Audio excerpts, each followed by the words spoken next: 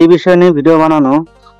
একটা সময় মার্বেল বা মোজাইক পালিশ করার জন্য বাংলা ছবাটির যে মেশিনগুলো ওইগুলো ব্যবহার হতো, সেটা চলে যাওয়ার পরে এবার আসলো সুরিয়ার লম্বা যে মেশিনটা, ওটা সেটা অনেক দিনই চললো মার্কেটে, কিন্তু পালিশটা নর্মাল। আর এখন যে আমাদের মেশিনটা এসছে স্কুবার মেশিন, এই মেশিনটার মাধ্যমে টাইলস ক্লিনার হবে, কার্পেট ক্লিনিং হবে, বা ডায়মন্ড পলিশ করা যাবে এই মেশিন দিয়ে। একটা মেশিনে আপনাদের 3 রকমের কাজের সার্ভিস পাবেন। তো যেটা হলো, আমি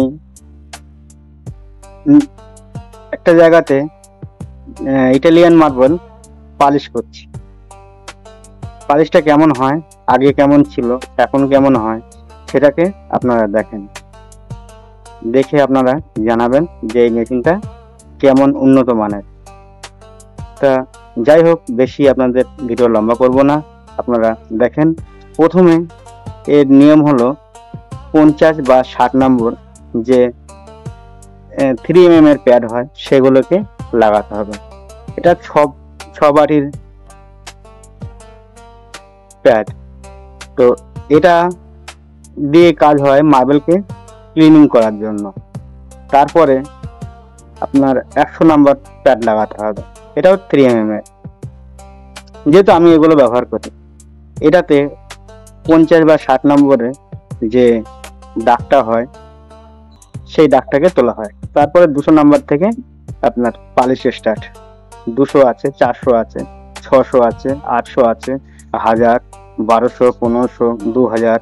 যেহেতু আমি এতগুলো ব্যবহার করি না, আমি 1000 ব্যবহার করে, তারপর 2000 ব্যবহার করি, তারপর 3000, তারপর 5000, তারপর 8000, তারপর 12000, তারপর। আপনারা দেখছেন এগুলো হলো 3mm প্যাড। এই প্রথমটা সাদা কালার দেখতে পাচ্ছেন, এটা 60 নাম্বার, এটা দিয়ে ফার্স্ট কাটিং হয়, প্রথম কাটিং। তারপর এটা 100 নাম্বার, 60 নাম্বার প্যাডের যে দাগটা থাকে সেই দাগ তোলার জন্য 100 নাম্বার। তারপর 200 নাম্বার থেকে আমাদের পালিশ স্টার্ট। তারপর 400 নাম্বার, তারপর 600 নাম্বার। 600 নাম্বারটা এই মুহূর্তে আমার কাছে নেই, শেষ হয়ে গেছে, মানে ওটা আর চলবে না। তারপর 800 নাম্বার, তারপর 1000 নাম্বার থেকে 10mm আপনার প্যাড।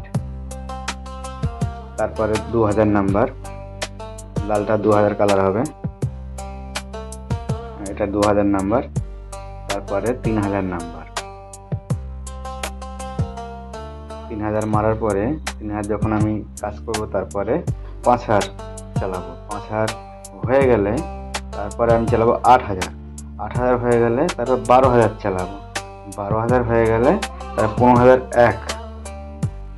12000 হচ্ছে, দেখেন 15001, তারপর 15002। এরপরে 15002 যখন আমার চালানো হবে, এরপর আরেকটা আছে 15003, কিন্তু সেটা আমি চালাই না, বা তারপর আরও কেমিক্যাল আছে, ওগুলো আমি ব্যবহার করি না। এই পর্যন্তই আমার শেষ। আপনারা দেখছেন আমাদের মেশিন চলছে এই ফ্লোরের মধ্যে, ছোট একটা গলি জায়গার মধ্যে মেশিনটা চালানো হচ্ছে। দেখেন ছোট জায়গার মধ্যেও চালানো যায়, যেহেতু সবাই চালাতে পারবে না, মেশিনটা একদিকে টেনে নিয়ে যায়। যারা চালাতে জানে তারাই একমাত্র পারবে, নাহলে মেশিন ডান দিক বা বাঁ দিকে একদিকে চলে যাবে, ধাক্কা খাবে কোথাও। এত ছোট জায়গা, 4 ফুট চওড়া জায়গা, এর মধ্যেই মেশিনটাকে চালানো হচ্ছে। এটা হলো ফার্স্ট কাটিং চলছে, প্রথম কাটিং। শেষ কাটিংয়ে আপনাদের দেখাচ্ছি, কেমন আরও অনেক বড় ভিডিও হয়ে যাবে।